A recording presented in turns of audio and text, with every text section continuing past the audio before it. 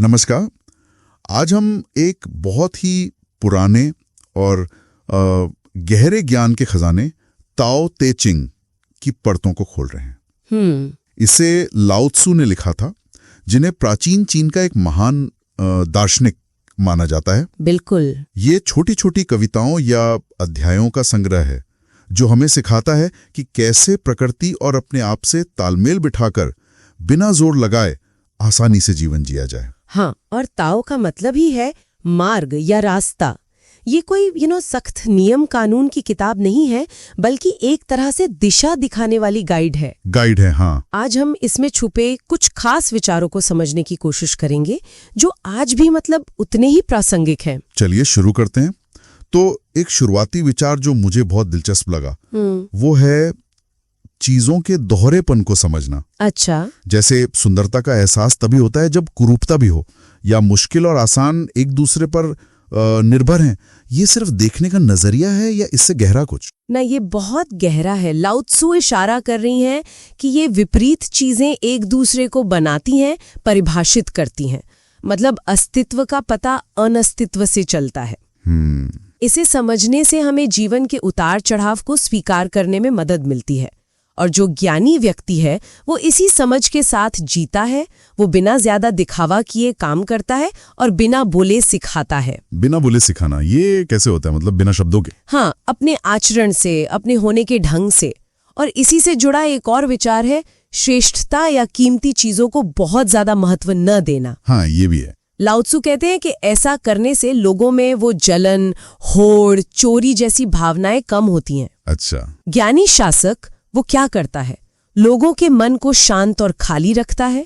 उनकी बुनियादी जरूरतों पेट, उसको पूरा करता है। उनकी बेहिसाब इच्छाओं को कमजोर करता है और शरीर को मजबूत रखता है। यानी फोकस बाहरी चमक दमक पर नहीं, बल्कि अंदरूनी स्थिरता और बेसिक नीड्स पर। पानी का उदाहरण भी तो कुछ ऐसा ही कहता है ना? अध्याय 8 में शायद। बिल्कुल, पानी का उदाहरण तो कमाल का है। लाओ त्सु भी अनुसार सबसे उत्तम गुण पानी जैसा है।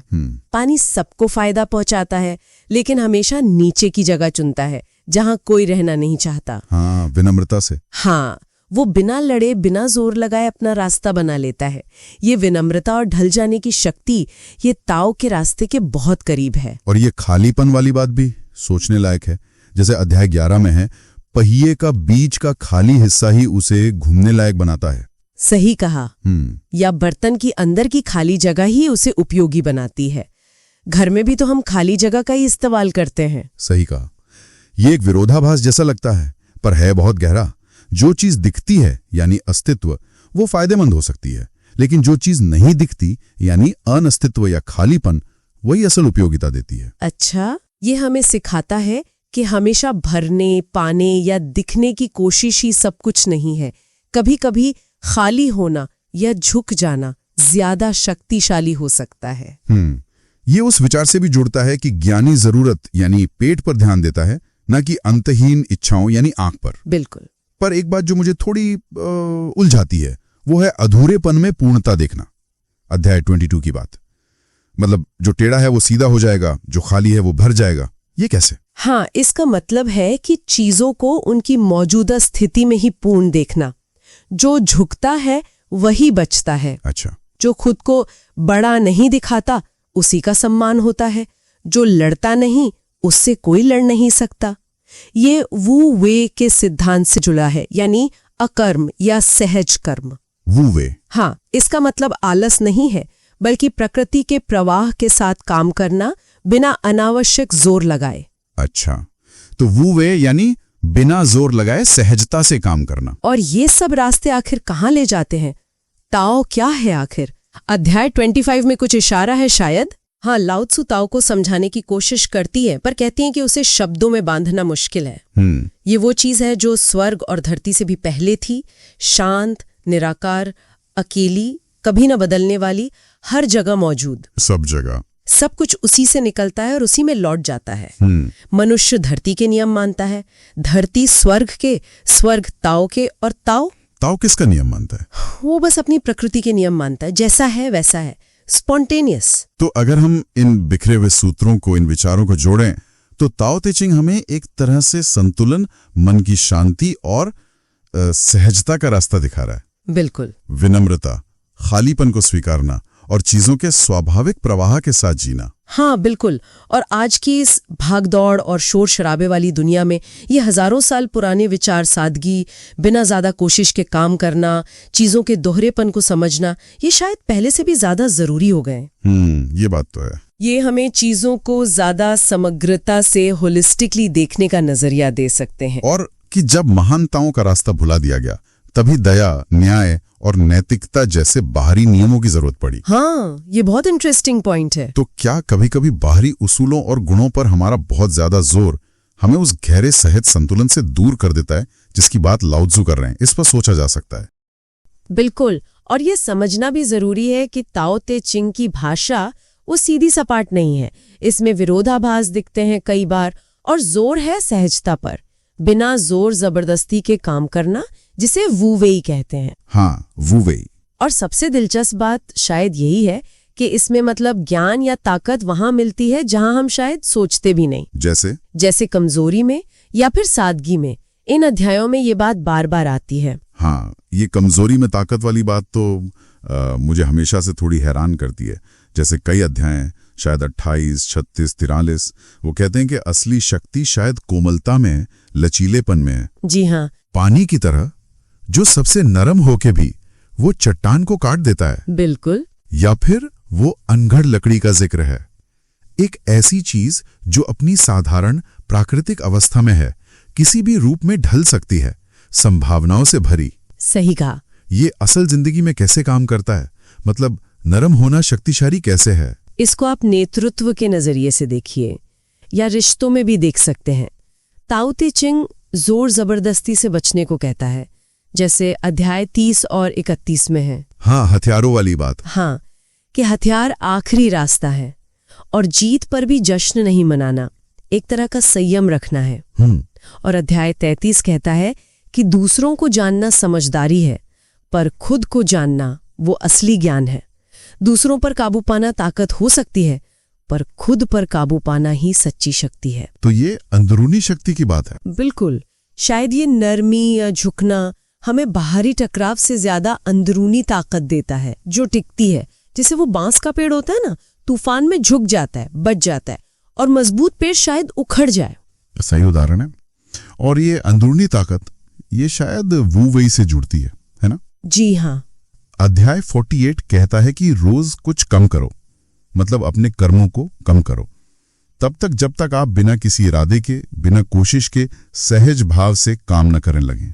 हाँ। लेकिन आज की दुनिया में इतनी भागदौड़ है, ये बिना कोशिश के काम करना, ये सुनने में थोड़ा अजीब नहीं लगता? क्या इसका मतलब है बस बैठ जाओ, कुछ मत करो? अच्छा सवाल है। देखिए, वू वेई आलस्य बिल्कुल नहीं है। अच्छा। ये ऐसा है जैसे नदी बहती है, वो रुकावटों से सीधे नहीं टकराती, उनके आसपास से रास्ता बना लेती है। बिना किसी तनाव के, बिना बेचैनी के, चीजों को उनके कुदरती तरीके से होने देना। अध्याय 37 में भी यही है। ताओ कुछ नहीं करता, फिर भी कुछ अधूरा नहीं रहता। वाह, औलत ज्यादा जरूरी है या सेहत? हाँ, ये सवाल तो सोचने वाले हैं।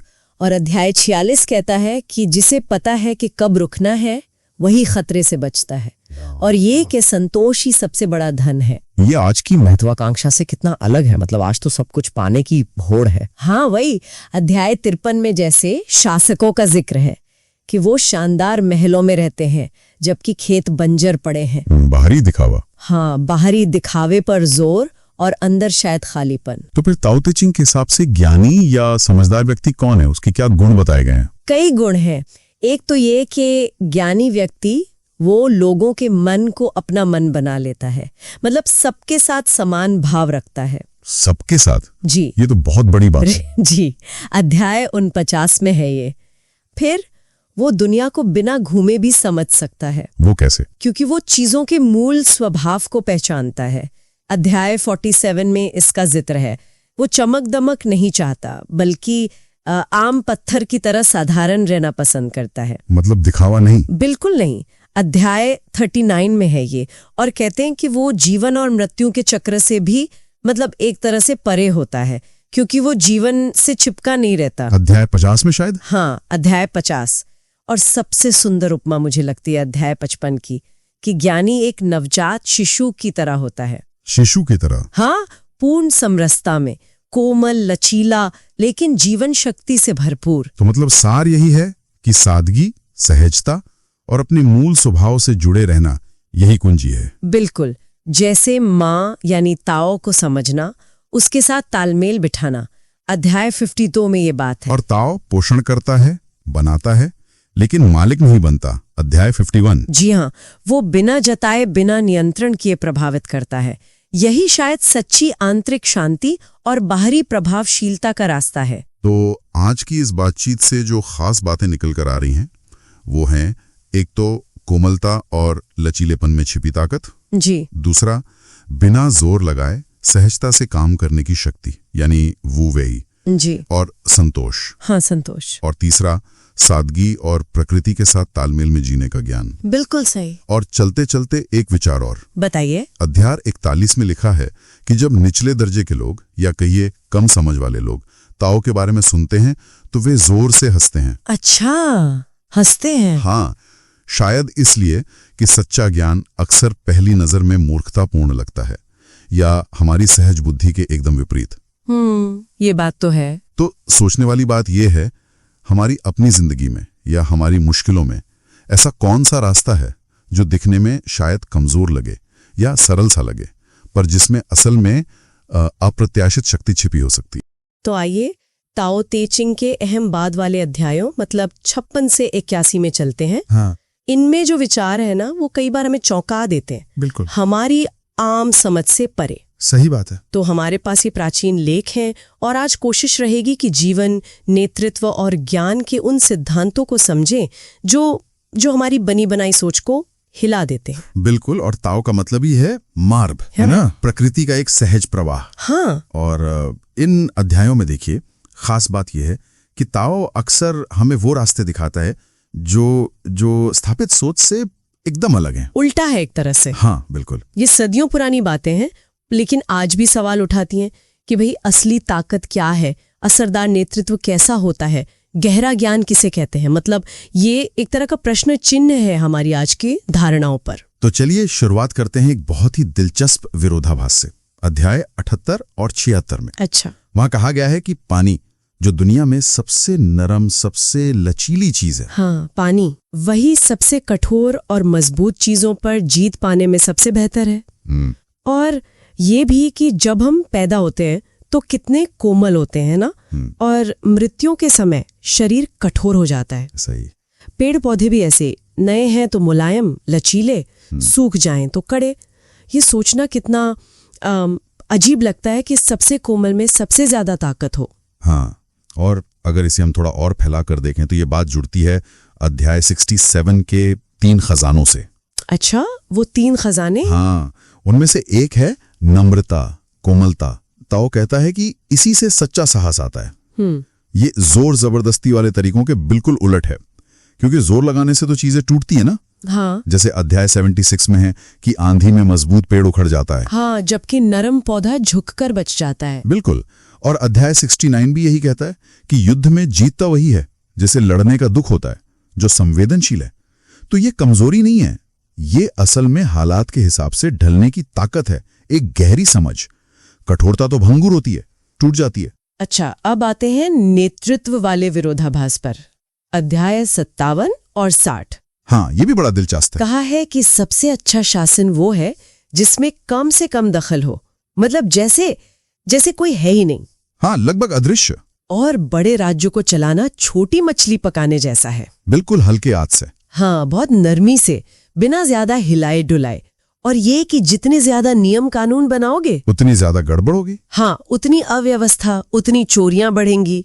ये बात तो आज के समय में वाकई सोचने पर मजबूर करती है। बिल्कुल।